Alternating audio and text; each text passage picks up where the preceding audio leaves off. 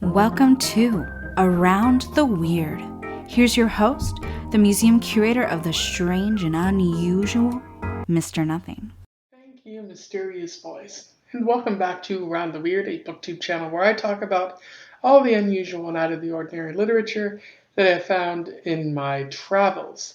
We're still, setting up Around the Weird Studios here in California in my new location. So there's not a lot of art on the walls, as Lucas over at the Bits of Lit has pointed out, but I'm doing my best to find thumbtacks or tape or whatever so I can plaster it on the walls. I have a to-do list a mile long, so there's a lot of stuff I need to get in my new place, and a lot of things I keep forgetting about. So we'll have some beautiful art and turn this place into a less echoey um, uh, art plastered zone. So that makes me happy. But otherwise, I would like to talk about a specific book today, one in a series that I've been exploring. This book is about royalty and also relationships. I am referring to Forever Princess by Meg Cabot. For those who don't know, Meg Cabot is a terrible author. I've been looking into her work on this channel, specifically the Princess Diaries series, for the past year, and it has been about 1 year or so since I started. I've been reading the Princess Diaries series, and at first I was happy with the first book, but each subsequent entry just left me more confused and kind of more angry because Meg Cabot screws up in so many different ways, and it's really annoying after a while. And it's just like, how is she continuing to get work? And there's a lot of questions that I have. But for those who don't know the story so far in the Princess Diaries series, Mia Thermopolis finds out that she's a princess, which is kind of difficult for her to, come to terms with because she doesn't have a high opinion of herself. And so the series is just her navigating that and also coming into her own, feeling very beautiful about herself, feeling more and more confident as the series goes on, navigating relationships, going through some pretty tough heartbreak with her boyfriend going to Japan, but also finding new love along the way, making a number of friends, but also kind of breaking up with her best friend in the series. And as we enter this story, she's still having trouble with her best friend Lily. So a lot going on in this series, unfortunately. It's not well written, and I feel like a competent writer could have handled all of this much better than Meg Cabot actually did. And I'll talk a little bit about that more once I get to the analysis section later of this book, and also maybe when I do a retrospective of this entire series, I'll really hammer in what exactly is wrong with Meg Cabot. So without further ado, let's talk about Forever Princess. I will do a little summary, a little analysis, and we will move on from there. So, Forever Princess actually involves a time jump about a year and a half after the events of the previous book, where she had broken up with her boyfriend Michael, entered into a new relationship with a boy named JP, and wasn't on speaking terms with Lily. But now she's entered, not only entered, she's well into her senior year, nearing the end of it, and she's currently at a crossroads in her life where she has to decide what to do next. Um, One thing that's on her mind is where to go to college. She's receiving a lot of college acceptance letters, but these college acceptance letters all address her as Princess Mia Thermopolis of Genovia. So she's wondering if she's getting into these colleges because she's a princess, or if she actually has the academic ability, and they're recognizing that and her potential. And so Mia is trying to navigate that, but she's also she's been writing for this year and a half. She's been writing a 400-page long romance story. A little bit of Meg Cabot seeping through, as she's known for her romances, but yeah, she's been sending them out to publishers, but she's been getting a lot of rejections, and she's writing under a pen name Dolores Delacroix. And so she's throughout the story, she's dealing with these rejections, and it's really making it apparent how sometimes people view her princesship as more important than herself, and they overlook her skills in the process. I really like how Meg Cabot starts out the story there. She's also dealing with her relationship with JP. She feels like she's in love with him, but it really seems like their relationship is only good on paper, and that JP doesn't have a lot of interest outside of Mia. And whenever Mia says she's interested in something, so does JP. Mia's mom refers to JP as a chameleon, in that he doesn't have his own identity. And so Mia's like, oh no, I love JP. We're happy together. We're going to prom. But another problem is that JP doesn't actually ask her to prom, and he just assumed that they were going to go together. Also, Mia is convincing herself that she wants to have sex with JP after prom, so she lets him know, and she wants him to go get a hotel room for the night, which he says he's planning on doing, and so that seems like a big event in the story. Once again, Meg Cabot relying on the crutch of a end of the book sort of event like prom in this case, to get her through the story rather than simply telling a story from beginning to end. She has to say, "Oh, there's another dance at the end," which she's been doing all throughout this series. So there's that going on. And then at the beginning of the story, Michael shows back up in Mia's life, which, if you recall, and I strongly urge you not to actually read this series, but if you recall, he broke up with her about 2 books ago to go to Japan, as he said he wanted to be on her level, to be worthy of a princess. And so he went to Japan to develop a robotic arm for hospitals. And as it turns out, it was successful. A lot of hospitals are turning to him, and so his company is now fairly wealthy. And he, as a result, is wealthy, and he's come back to New York. But it turns out he's been there a while, and he hasn't exactly told Mia because they've still been communicating as friends. But Michael's presence back in New York City has raised a lot of questions for Mia, such as, does she really like JP? And why is she still feeling these feelings for Michael? And is Michael interested in her? Because it's strongly hinted throughout the book that he's still interested in her, even though he kind of did the breaking up. Meg Cabot attempts to retcon that part of the story, because Michael definitely did break up with Mia by going to Japan. But they try to say it's Mia's fault because she wasn't mature enough or whatever. But that's retconning the story, and I do not accept that. Anyways, Mia is torn between Michael and JP in this story.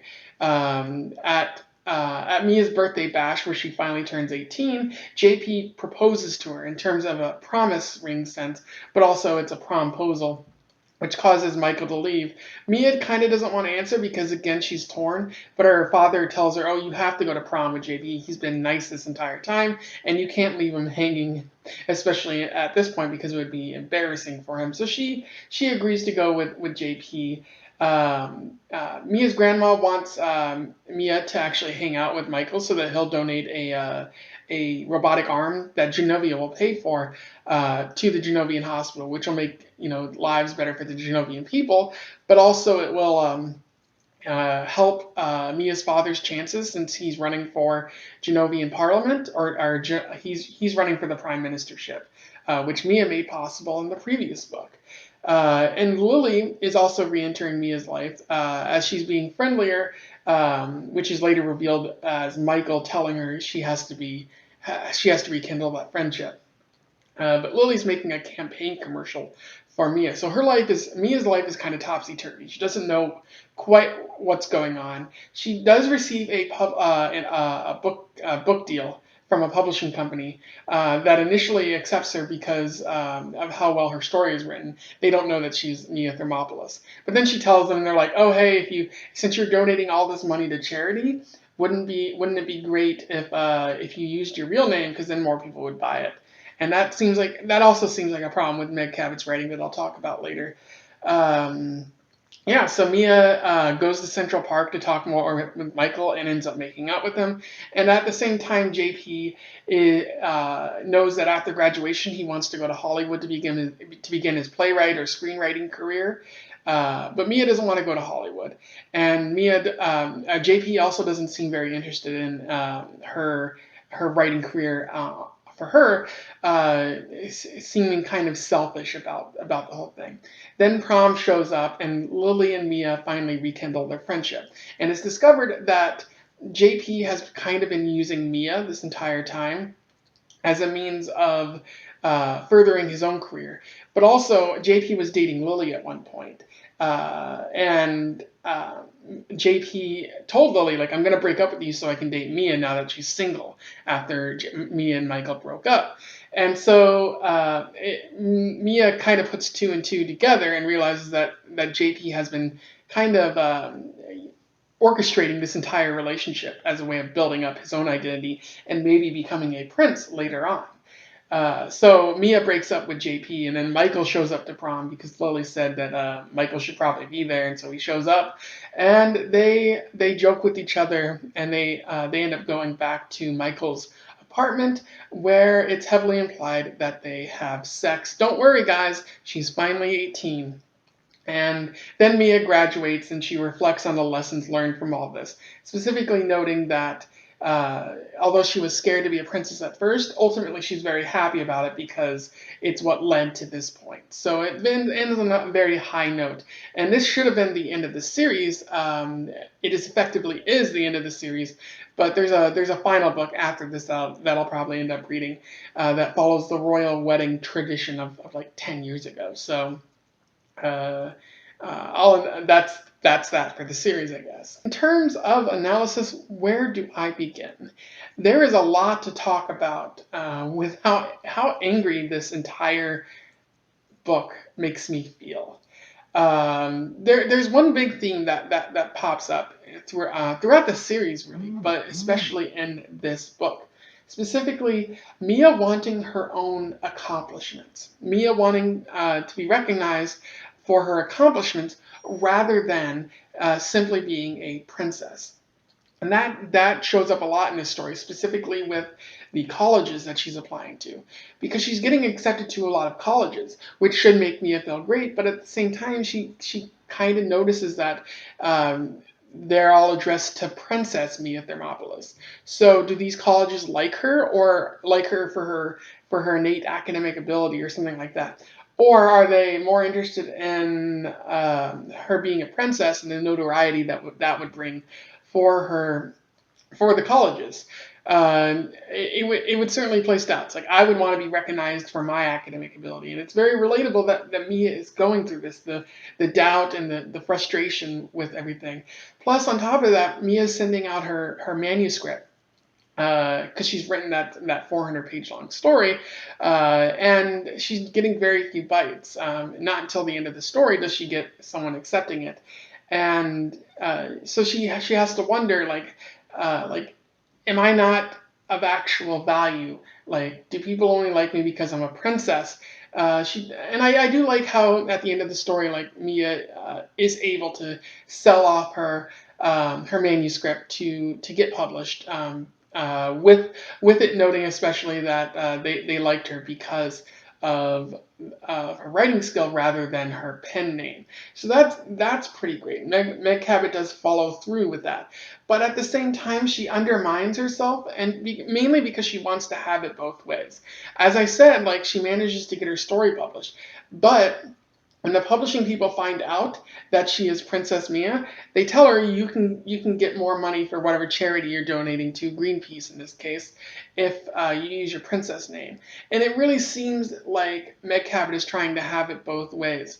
That Mia is being recognized for her princesship, while at the same time she managed to get the book deal because of her pen name. But that's not what it's going to seem like to other people in Mia's life, because they're going to see the author and the author's name on the book, and they're gonna be like, oh, it says Princess Mia. They only liked her because she was a princess. She hasn't really proved anything to anyone but herself, which I guess is enough. But at the same time, Meg Cabot seems to be undermining herself.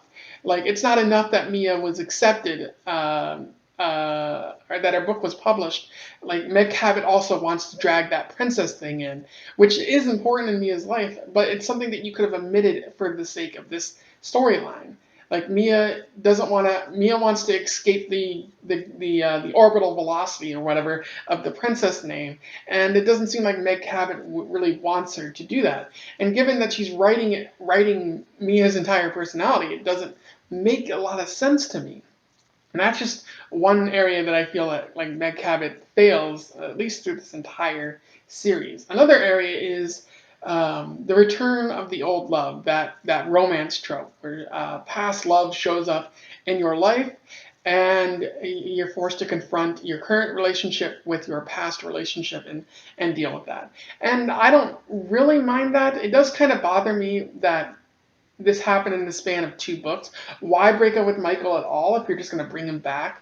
Why introduce JP at all if you're going to treat him like Kenny early in the series? I feel like Meg Cabot wanted to break up Mia and Michael and then have them have a reunion, but she didn't do it in a very effective way. There wasn't enough time to soak in the relationship or even the breakup of Michael and Mia because it happened pretty quickly, and then she resolved it pretty quickly in terms of the series as a whole. Because again, it was only 2 books. But one thing I do like is how Mia is dealing with these difficult feelings as it pertains to Michael and JP. Like she should she should like JP. She should love JP. They are great for one another. They both come from pretty great backgrounds. They're both interested in writing and being creative artsy types. And JP seems to love her, so she should love him. But at the same time, Mia's mom, and especially Mia, notes that he's a chameleon. He doesn't have much of an identity on his own. He's kind of a big old loser, a boring old guy. And, that's nothing against JP. Some people are just boring like that. Or, like, Mia and JP's personalities don't exactly mesh. That happens in life. But another thing I like about this is how Mia is constantly noting, like, I shouldn't be feeling this way that I do about Michael now that he's returned. I like that. I like how Meg Cabot writes that because, when Mia is going through this breakup, or Mia went through this breakup, and it was pretty devastating to her. So why is she still feeling this way about Michael if she had such a devastating breakup? And it doesn't completely make sense to her. And given this is like the first time she's ever gone through something like this, so yeah, of course she would have a lot of questions and she wouldn't know exactly what to do. And I feel like that's very relatable, especially to teenagers as they begin to fall in love with people and they begin to question, like, should I actually be in love with someone like this? I feel like that's a great thing about this story. However, one thing that makes me really angry is that Meg Cabot takes the easy way out with this entire story right here. The problem is that she's dealing with a weird love triangle, a very interesting love triangle, and it could be that Meg Cabot makes it complicated and tries to find Mia a unique way within her character to try to figure out what to do next, or maybe Mia has to break someone's heart and she grows from this. But Meg Cabot doesn't actually want to do that. She doesn't want to challenge her readers. And the way she gets out of the relationship is that she just makes JP a bad person. He was perfectly fine in the previous 2 books, kind of a terrible nerd in my opinion. A bit of a bit boring, not very much like Michael, who I appreciated, but he wasn't bad, overtly terrible. But in this book, she's just like, oh, surprise! JP has been orchestrating this entire relationship behind Mia's back the entire time in an effort to advance his own career. It's like something like Meg Cabot has a tendency to write characters and then make them do things that don't make sense with those characters that she's established. And that's my problem with this story. Not only does she make JP out to be a terrible person when he wasn't already a terrible person, but she takes the easy way out. She's also like, oh, hey, JP is bad now. That means Mia can be with Michael. It doesn't challenge the readers. It makes this a black and white issue, whereas previously it was kind of gray, and it just makes it so two-dimensional. It makes the entire story two-dimensional. This story had so much potential, and then Meg Cabot just dropped the ball because apparently she doesn't like challenging the people who read her stories. It's very infuriating. It would have been interesting if JP was a nice guy who simply didn't mesh well with Mia Thermopolis, and they broke up as a result. And Mia could grow and learn from that, but Meg Cabot chooses to do something else entirely. And you could say, oh well, this is for teenagers. Maybe it doesn't need to be complicated, but why? Like teenagers are capable of understanding this type of thing. Like teenagers aren't stupid, and Meg Cabot treats her readers, treats the demographic like they are stupid people who need things simplified for them, and that's not my favorite. That makes me very furious, and it's why, as soon as I got to the point in the story where it was revealed that JP was actually bad, I felt like throwing my Kindle out the window because it was just like, really, you're gonna do it this way? And the last thing I want to talk about with this story is the weird messaging that Meg Cabot seems to be sending with one of the plot elements here. Specifically, Mia's father refers to her as a tease and says that she kind of owes JP in terms of going to prom with him. Allow me to read you the quote here. Mia, he said, I think you know by now that being royal isn't all about being driven around in limos and having a bodyguard and taking private jets and buying the latest handbag or jeans and always being in style. You know what it really is always being the bigger person and being kind to others. You chose to date JP. You chose to date him for nearly 2 years. You cannot go to the prom with him. You cannot not go to the prom with him unless he's been in some way cruel to you, which, from what you describe, it doesn't sound like he has. Now, stop being such a, what do you kids call it? Oh, right, a drama queen. Come down from here, my leg is getting a cramp. And so that's her father calling her, he calls her directly a tease a little bit later. But it sounds like the subtext there, like what Meg Cabot is getting at, is that Mia owes JP something because he's been a nice guy. You see that thrown around a lot, like, oh, that guy is nice, you should go on a date with him or something. Like Mia owes something to a man, a boy, just because they were nice to her and not overtly cruel. And that's a weird message to be sending to, the target demographic here, teenage girls, that they owe something to a man if he's nice to them. And that if they consider breaking up with someone at all, if they've been in a relationship for a particularly long time, they're a tease. They're a whole bunch of other weird and mean words attributed to them. And that feels like a really bad message. If it's the kind of message that says, "Oh, you should stay in a relationship because you owe it to someone to stay in that relationship," even if you're not happy in that relationship. Mia owes nothing to JP. And yet, it really seems like Meg Cabot is saying that she does owe it to JP. She doesn't directly counter that message or say that Mia's father is wrong at any point in the story. So it really bothers me that message is there.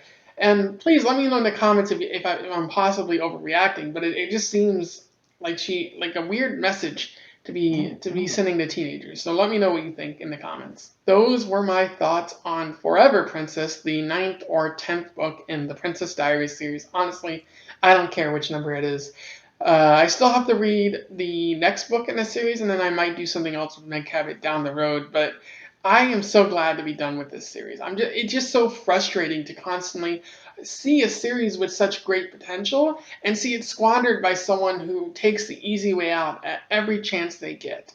I've never met or I've never read something that's made me quite so angry before. Because there's a lot of bad literature out there, but nothing like what Meg Cabot is doing with a series that has a lot of potential. That could have been a groundbreaking or even a standout middle grade literature series in the mid 2000s. But because of Meg Cabot's writing and because of her inability to commit to anything, she fails, and so the series suffers as a whole.